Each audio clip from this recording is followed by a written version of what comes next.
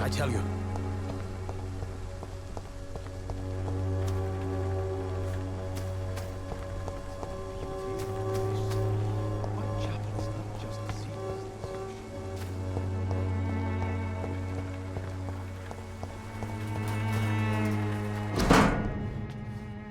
The content of Darius' letter to his children could give me more leverage to enter.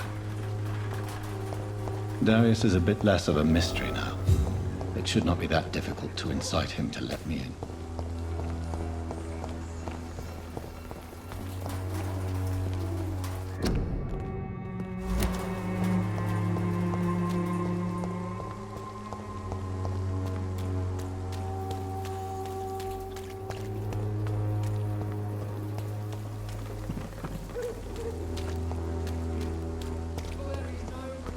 Pay me a glass and I'll be gentle. Pay me a bottle and I'll be... Can't you just look the other way this week, Joe? Come on, we can sort it out, right? It's not my call, Barracuda.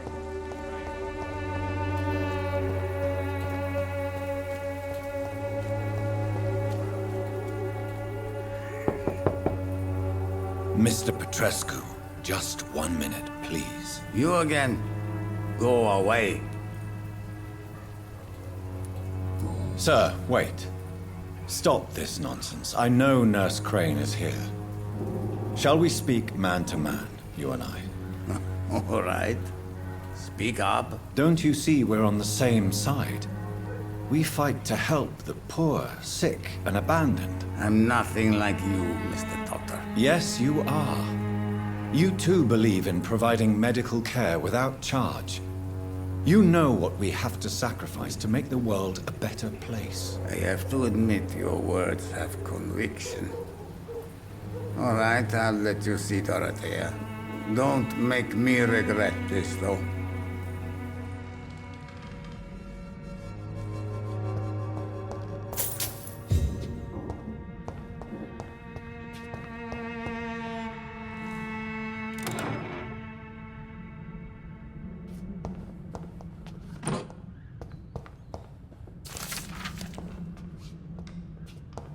It's locked.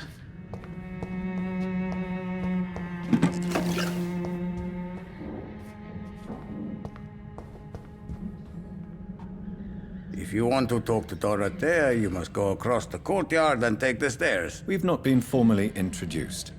May I ask your name and occupation, sir? I am Darius Petrescu. I'm here to keep snitches and spies away from Dorothea. And I also run this little print shop. So Dorothy's real name is not Crane? Like myself and many people in this area, Dorothea is from occupied Romania. That's all you need to know. She seems important to the community. More than you can imagine. The West End does not want to hear of Whitechapel's misery. Dorothea is one of the few doing something about it. Tell me everything you know about Camellia, the mute florist. I do not believe in the afterlife, Doctor, but I'm almost convinced Camellia is an angel. She volunteered to give out our medical leaflets. Are you not worried for her safety? She is as brave as she is tough, and clever, too. If only I had met her when I was younger. Are you in love with Camellia, Mr. Petrescu? Don't be stupid. If I had met her when I was younger, we could have won our revolution. Who is she, really? Do you know where she's from? She's not from around here, that's all we know. Camellia is not even her name. It's her favorite flower. You say she has no close family? Well, there's that awful poet who constantly follows her around like a lost puppy. A good man for sure, but a very poor writer.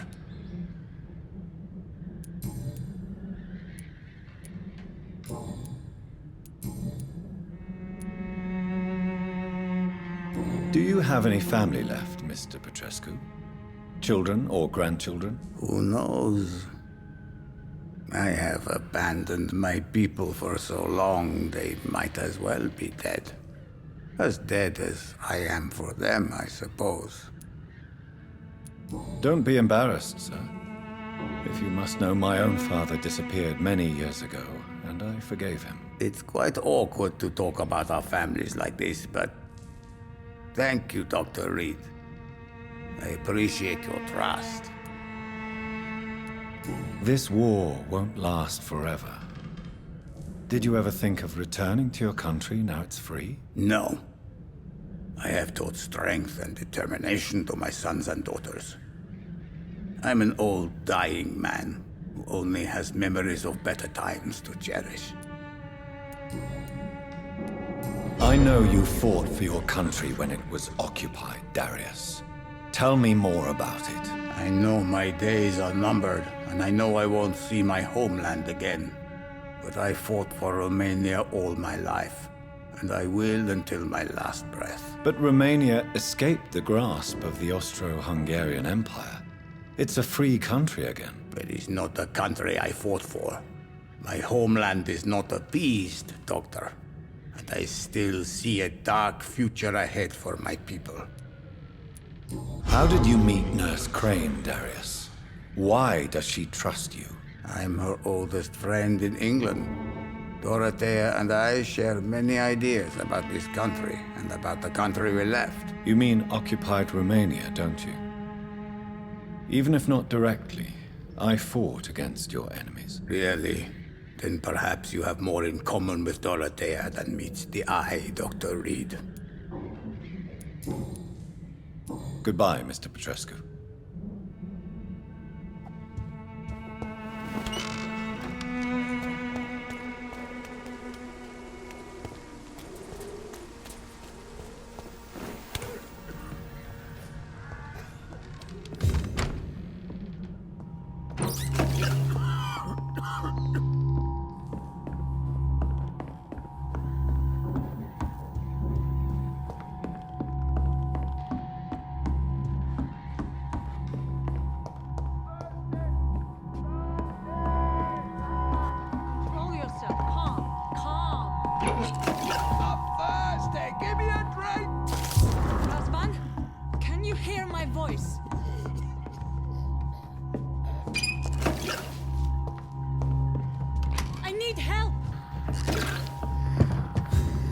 What do we have here, nurse? Patient Razvan Vasily. High fever running on 3 days. Complaints of dizziness, muscle aches, and head pain. Diagnosed with influenza. Treatment? Aspirin and salicin for the fever and discomfort. Liquids for dehydration, but he's having trouble keeping even water down. Thank you, nurse. Anything else I should know? He did lose consciousness this morning, but he's never had convulsions like these. He's not convulsing, he's choking. He's not getting any air. Scalpel! Hand me that scalpel! What can I do, Doctor?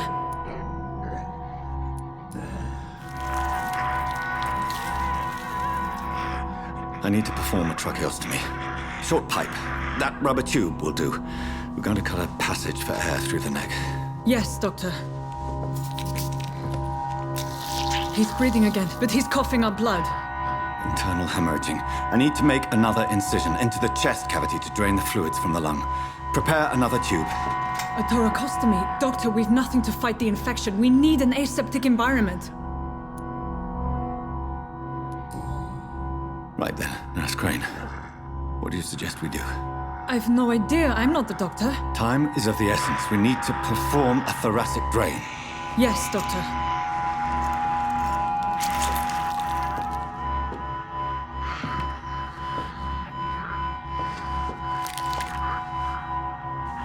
He's still bleeding, Doctor. I'm losing his pulse. The drain must have punctured the intercostal artery. There's too much blood. Are you all right, Doctor? I can't see.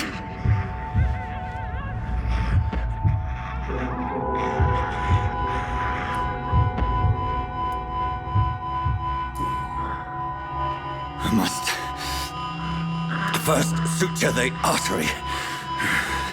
Find the wound. The source of the blood. Needle and thread, Doctor. Good. The stitches are holding. How's he doing? We're losing him. We've lost his pulse. He's dying, Doctor!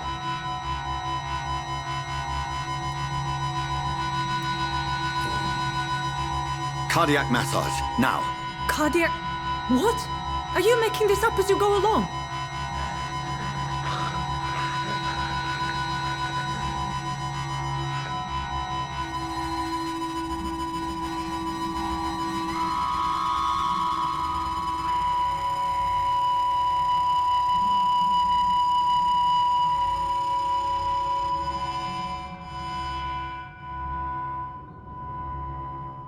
We've lost the pulse. He's gone, Doctor. Nurse, we did everything we could. Truly? Everything you could. Is that how you'll report this in your log? Is this how the war went? Piling up one poor corpse beside the next? This was not an influenza-induced seizure. I've never seen symptoms like these on the continent. Neither have I. But the previous symptoms leading up to this attack were the same, indistinguishable from the epidemic. No. There was something more vile in these reactions. Something primitive. There have been numerous reports of mental breakdowns caused by the fever that accompanies the flu itself, Doctor. Yes, but... I'd best take some samples of the blood for analysis.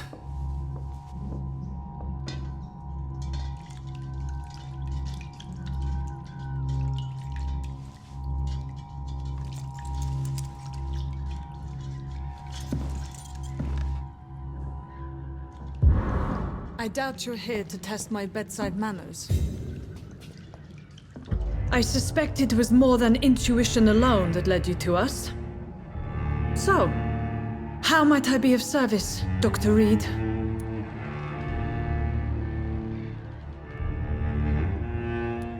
I've come to put an end to this insufferable blackmailing, Dorothy. Doctor, you think your warnings scare me? I've stolen and plied, blackmailed and lied, but what else am I to do? I'm all these people have. But why Lady Ashbury? Why her, of all people? She's pristine and proper, all right. But that she-wolf in sheep's clothing murders the poor for sport. I have her where she belongs, and I'll milk her for all she's got. Dr. Swansea is a sensible and honest man. He wouldn't have refused your friend's care at Pembroke. It's easy for you to say, Doctor. These people cannot go to the police, nor to the hospital. They don't even speak English. They depend on me for everything. So, the end justifies the means. Is that your defense? I know you're kind, Doctor.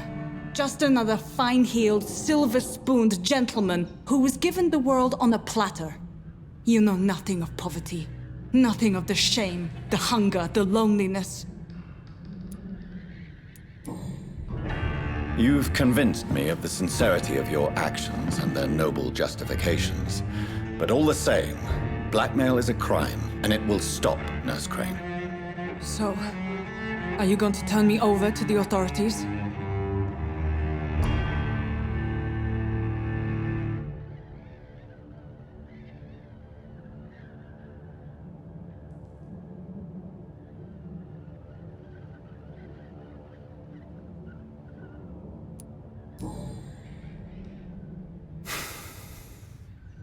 No. Your place is here. Jailing you would be an even greater crime. So, here is my proposition. I'll look the other way on your little enterprise. In exchange, you will resign from the Pembroke Hospital and provide me with medical supplies when the need arises. Dr. Reed! That sounds like a business proposition. My accomplice, then? No, just a privileged client. My research may require the occasional rare piece of equipment or ingredient. I'll pay good coin in exchange, fair and honest, to help finance your noble endeavors.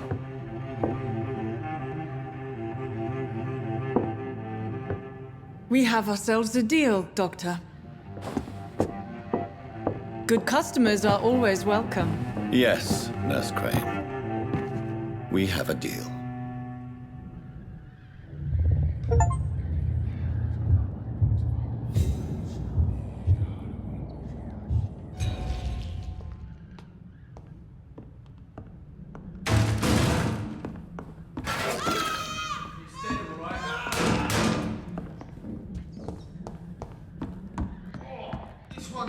piece already.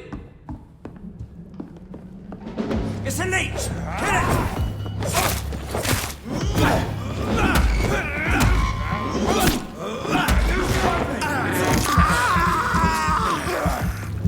He's dead! Oh, that's gonna start!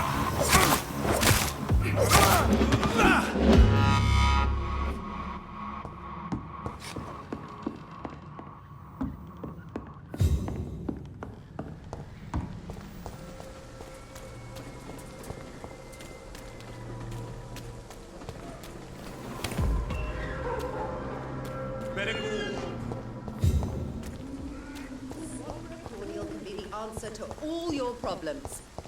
As long as you have the money. Good evening, my dear colleague. Goodbye, Miss Swanborough. Perhaps we'll talk again.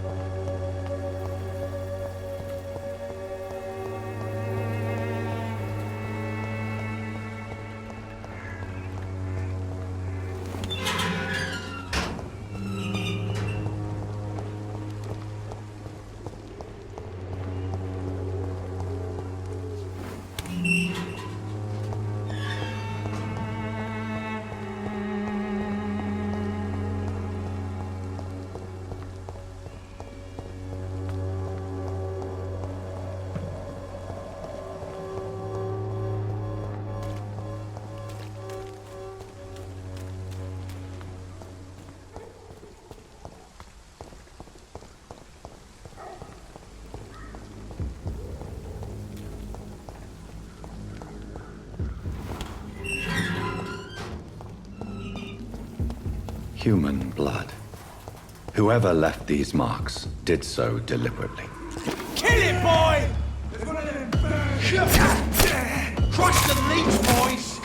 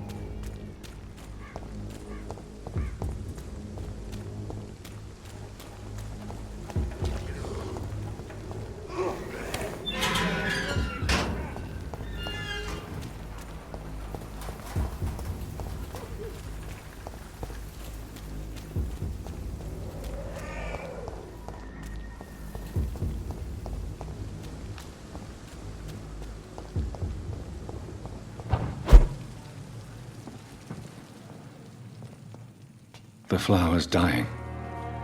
It needs water.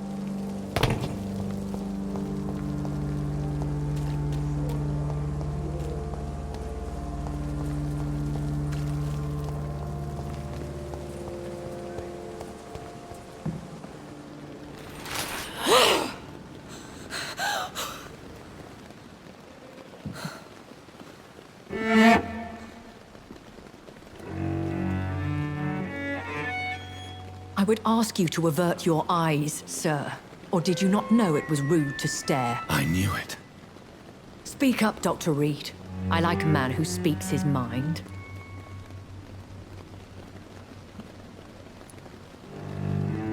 What prevails in the end, I wonder? The desire for blood, or to be of service to man? Spare me your sarcasm, Jonathan. You are but newly born in this world. So in the end, the accusation was true, wasn't it? The situation is somewhat awkward nonetheless. I have not been observed sustaining myself for many decades. I have to say I'm a trifle embarrassed. Anyway, I have concluded my inquiries concerning your blackmailer. I see. Please excuse my agitated state. Under normal circumstances, I wouldn't let anyone see me in this condition. I must confess I have not put an end to the blackmail, my lady. Unfortunately, I could not bring myself to do it. I'm so disappointed in you, Jonathan. I didn't expect this from you. Lady Ashbury, you yourself admitted how ridiculous the sum of money was. I can assure you, it was all used for charitable ends. Well, you are full of surprises, aren't you, Jonathan? All right, say I trust you. But you will still pay the ransom. That is only fair. After all, it was you who failed to bring this problem to a satisfactory conclusion. I believe I could agree to that. And since a lady always keeps her promises, I will now answer any questions you may have. Why does Dr. Swansea allow you to feed on the patients of the hospital? Dr. Swansea is a good and compassionate man. He is trying to find a solution for our hunger. Until that happens, he is clever enough to understand that I only feed upon the dying. What do you know about this Brotherhood of St. Paul's Stole? The Brotherhood is well known amongst London vampire society. As long as our kind is discreet, and as long as they do not interfere, we have come to a mutual understanding. And no one suspected you of the murders? As you well know, suspicion has recently fallen on me of killing for pleasure. But you have my word, Jonathan. I take no pleasure in taking a life. Why did you save me in the canning factory? I could hardly stand by and watch such a promising young blood as yourself be torn to shreds by some gutter scowl. William Bishop wasn't the vampire that created me then? No, Jonathan. Whatever their strength and demeanor, Scowls are the progeny of careless vampires. It cannot be the other way round. What type of vampire is a Scowl? Not a true vampire. The deformed offspring of lesser vampires. It is a shame these creatures run wild, slaves to their baser instincts. I know this is beyond the pale, but may I inquire your age? Really? And I thought you were gentlemen. If you must know, I'm 27. I've been 27 for a long time now, and 27 I shall remain. Very well, but I believe there is more to this than you are saying. A lady has to have some secrets. And who bestowed upon you this eternal youth? My maker. He left this isle a long time ago.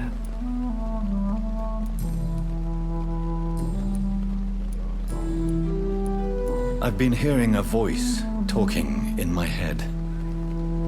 Is this some kind of insanity? It feels like the voice of the vampire that created me. Hush. Tell no one this. It would be unwise to talk of such things amongst British immortals. Speak no more of your maker. How could this cause offense? Only the powerful immortals can mentally call to their progeny. No vampire or hunter will sleep easy, knowing that an unidentified elder is stalking the streets of London.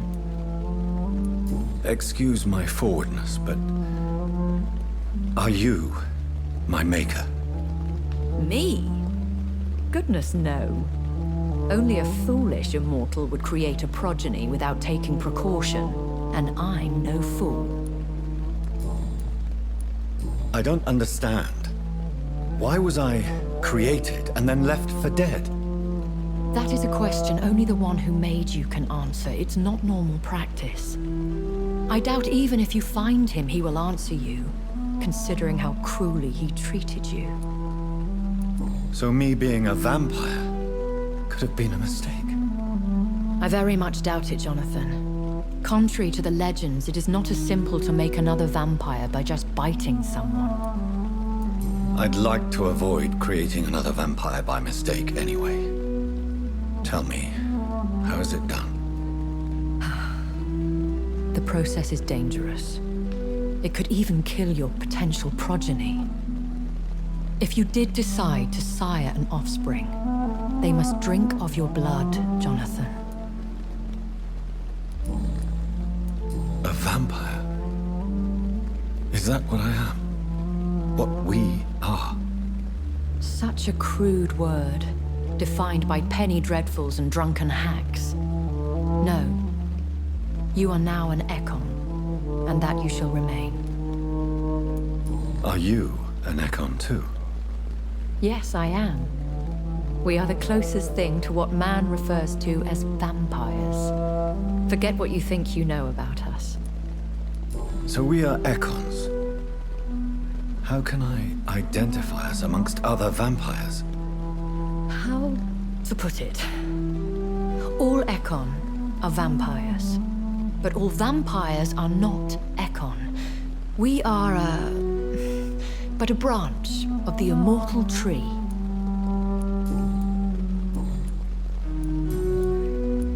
I've been away from London and England for 3 years.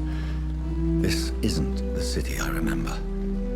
Things have gone from bad to worse here, Jonathan. I've lived in this city for a long time, and I've never seen it like this. The Spanish flu has hit London that bad. Yes, but it's not just that. I've heard things. Things I've not heard for a very, very long time. There are whispers in the shadows. Something far worse than the Spanish flu is here in the city. What is it you fear? Fear has long since flown this form. But there is something malevolent circling us. I feel fear is merely waiting in the wings. When I awoke, changed, I was chased and attacked by vampire hunters. Prepared and well-trained. Though I can't be certain, more than likely it was the once glorious Guard of Priwen. Once glorious, but still dangerous. They have seen better days, but all fanatics are dangerous. You would be wise to stay clear. They are sworn to destroy our kind. You make them sound like some sort of cult. More a society, and like all the best ones, a secret society. I thought them almost gone, but it seemed they have been recruiting. Are there many vampires here in London? Immortals are of a rare breed, and we often tend to hide. But you may occasionally meet some of us at night. Do you know any of them? Have you an idea of the identity of the vampire who attacked me? You mean your maker? No, Jonathan, I have no clue. But I fear he or she is as careless as cruel. To let you discover your new condition by yourself. What do you mean? Every now and then, you may discover an immortal in the deep of the night. But we are a rare and reclusive breed. Our progeny is almost never accidental. Will they all be as affable as you, my lady? I do not see why not. But remember, even the shark smiles before he bites. That sounds like a lesson from experience. Vampire politics are as intricate and sometimes tedious as a game of chess in a gentleman's club. I've learned from experience it is best to decline to play. I bid you farewell. For now, my lady. I must quickly analyze the blood I took from Nurse Crane's patient. Safer here than anywhere else in the East End.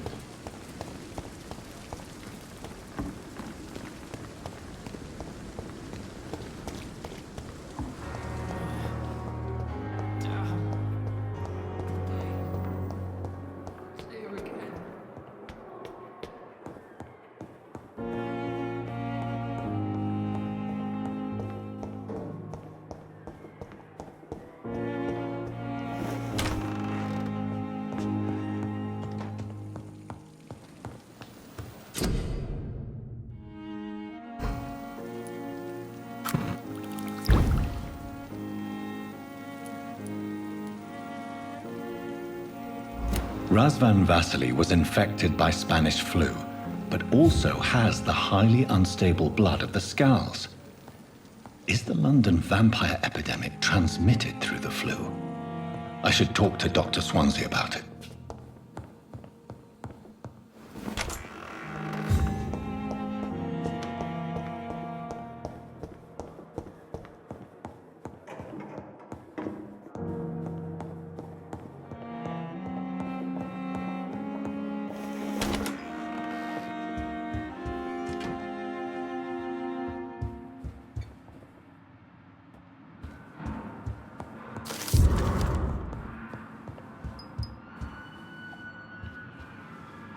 Evening, Edgar. Could I get your professional opinion? Please speak, but I have something important to tell you. This strain of flu, it's very different from the one I saw in Europe. It's downright peculiar. Really? What makes you say that? I've just looked at the blood of one of our recently deceased. I see. Do you have anything more to go on? This disease spreads and looks like the Spanish flu, but its effects differ greatly.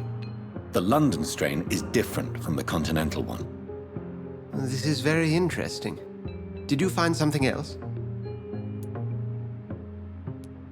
Yes.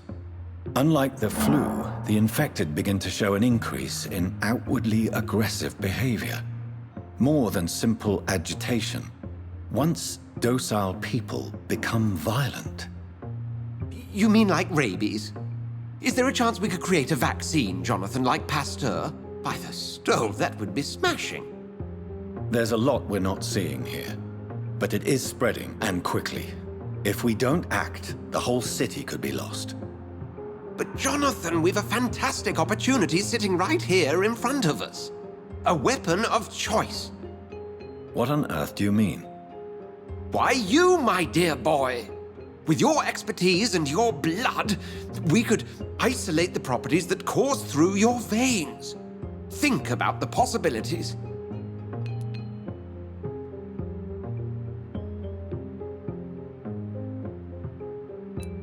I admit it did occur to me. Blood seems to be the common factor in all of this. I totally agree. We're in uncharted territory here. Maybe it's just wishful thinking, but imagine the possibilities. We'll discuss this more later. Thank you for your time. No, thank you, Jonathan. But as I said, I needed to talk to you. I have some rather bad news. Yes? I'm afraid it's your sister. My sister? She's to be buried this evening at Whitechapel Cemetery. Your mother published the obituary this morning. I see. I'm sorry, Jonathan.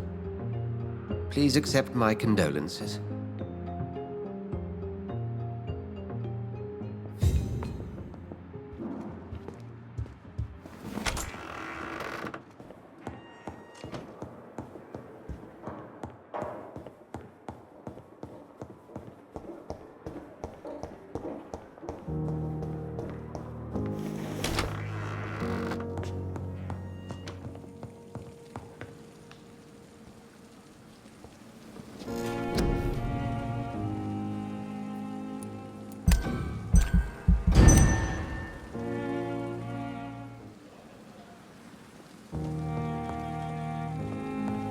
I never thought I would have to attend my murdered sister's funeral.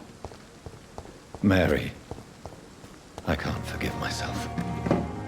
I'll find the truth about what happened to us. I swear.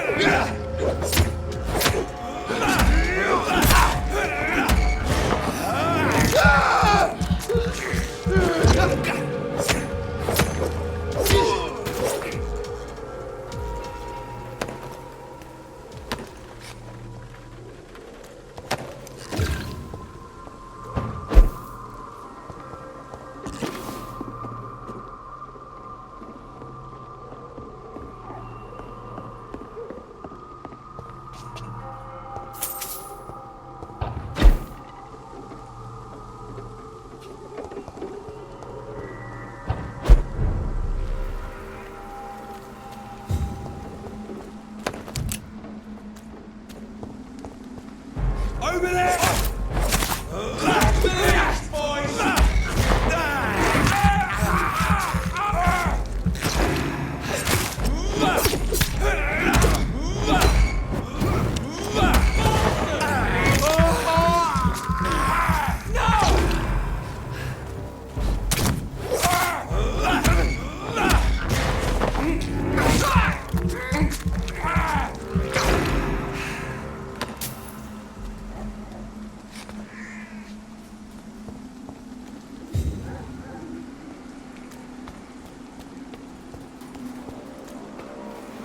My dear sister, I don't know if I have the strength.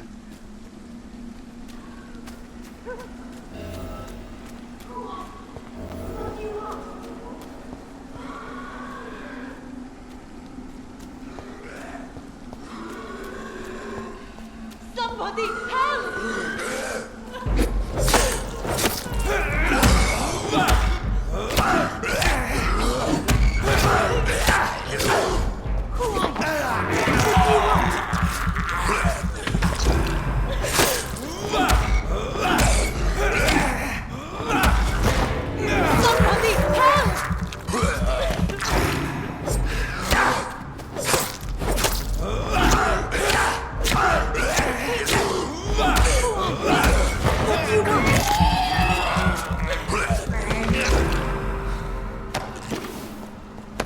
Somebody help!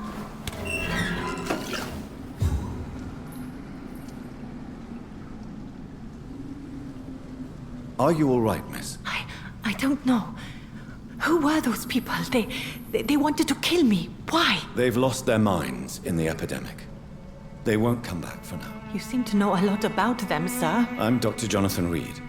I'm investigating this disease. I am Shaoshun. Thank you so much for helping me, Mr. Reed. I must go to the cemetery now. Goodbye.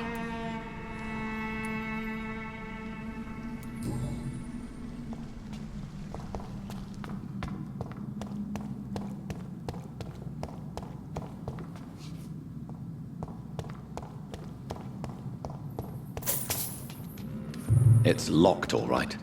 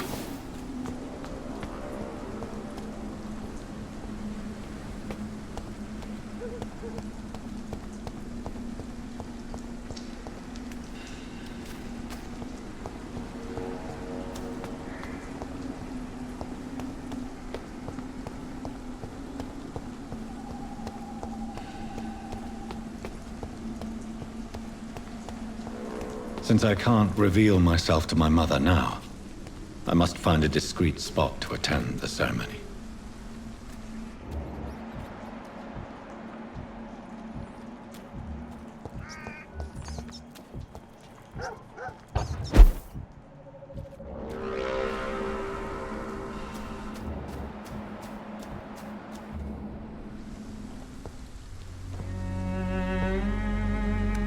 I am the resurrection and the life. He that believeth in me, though he were dead, yet shall he live. And whosoever liveth and believeth in me shall never die. We commend unto thy hands of mercy, most merciful Father, the soul of our sister departed, and we commit her body to the ground. Earth to earth, ashes to ashes, dust to dust.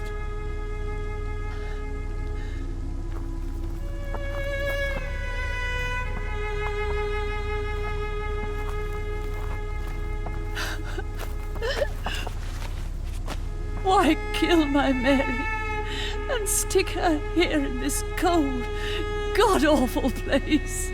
These are the legal requirements for the epidemic, madam.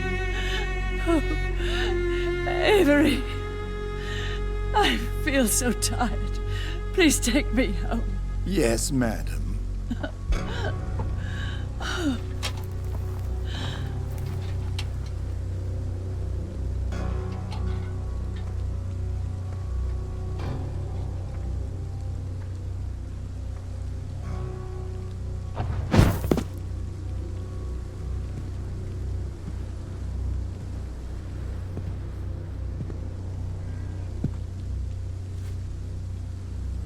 Mary, what have I done?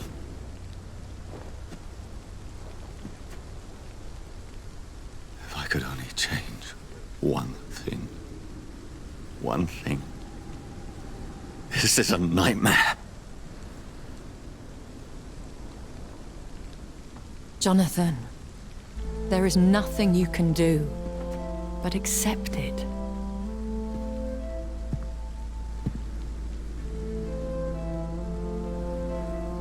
What brings you here? I thought you could use the company. I am so sorry for your loss, Jonathan. She was a good person. Vibrant, full of life. She was kindness incarnate, my Mary. You're a good person, Jonathan. And a young Ekon. A newborn cast into the night without so much as a candle to guide your way. She had been scouring the most dangerous parts of London in search of me. And it led to her death. Jonathan, don't. I still hear her last thoughts. They echo in my head. Her mind shattered, and it haunts me. Jonathan, stop. Listen carefully. You must come to terms with this. You must learn to live with what happened. How is it possible? Tell me. Is it so easy to take a life every night, and then just smile and nod at those you spared? Don't you see? You're doing the work of our enemies, feeding your remorse. We are weakest when we grieve, and the guilt blurs our senses. And so this is why you're here. To warn me. You felt this pain yourself. You too have endured this. I don't want to lose you, Jonathan. I've lost so many friends. Loved ones I cherished. Pray for Mary's forgiveness, if you must. You may be right. Of course. I've stared upon this world for centuries, and time has taught me to deal with guilt, if not erase it. What should I do then? St. Mary's Church is not far from here. Go there and make your peace. Find the solace you need. My lady wants me to confess. No, Jonathan. It's you who wants to confess, I think.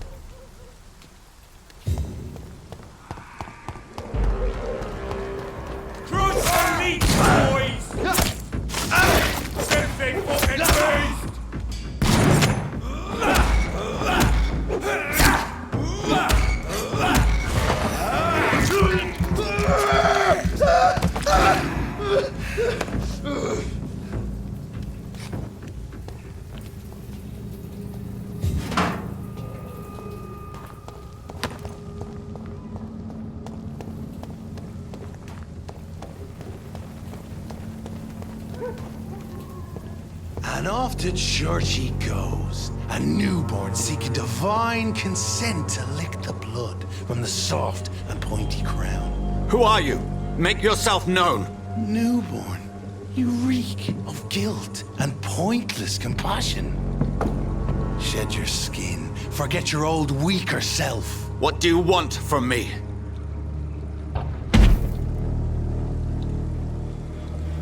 Ascalon does not approve of lone wolves who bring unwanted eyes to our pastures. So your name is Ascalon? Ascalon's will is vampire law. Learn them, abide by them, or I shall return as your judge and jury.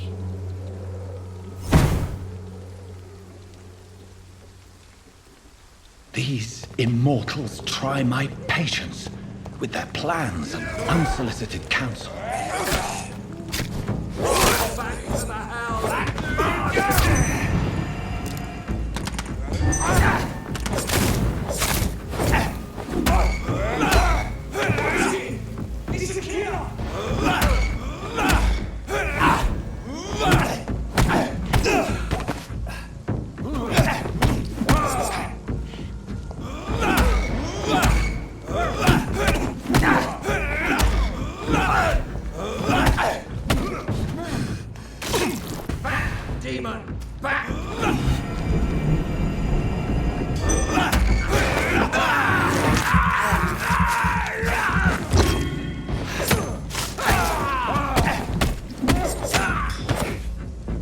This man stunned me with his faith.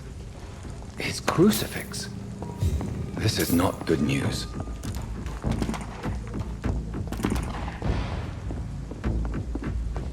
your breath it is!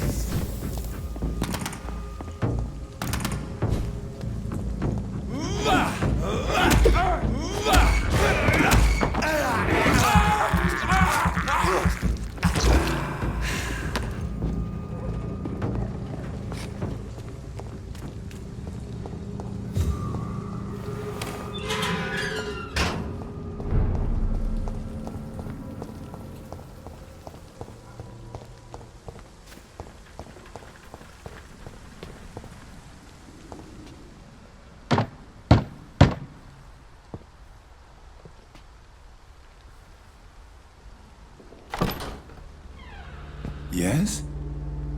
What is it that you want? I'm sorry to disturb you at such a late hour. No worries, my son. I'm still quite awake, having just returned from a funeral. Yes, I know. I've forgotten what I wanted. I don't know.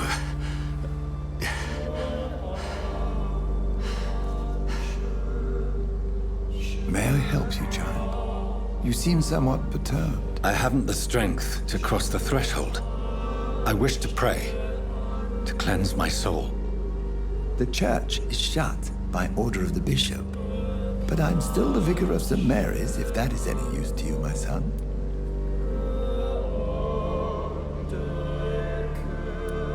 You seem to me a good soul, Vicar. But this is a personal matter. There are no secrets from God, my son. If your heart needs comfort, consider me your chapel. For I can be as silent as stone.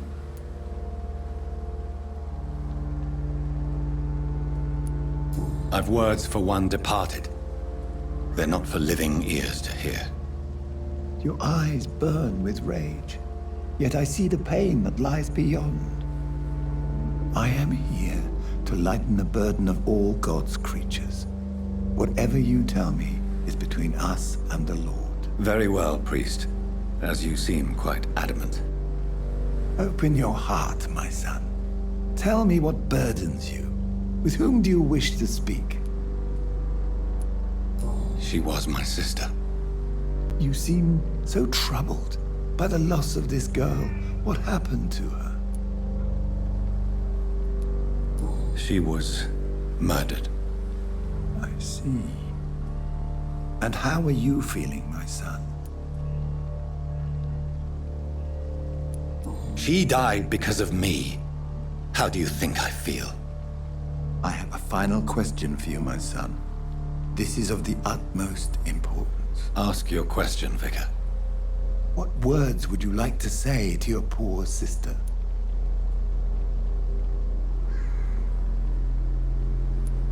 I'm so sorry, Mary. I promise to find who is responsible for all this. I'll put an end to this horror. You have been heard, my son, and your burden will lighten if your words are sincere. Go in peace now and live your life in the way she would have wanted.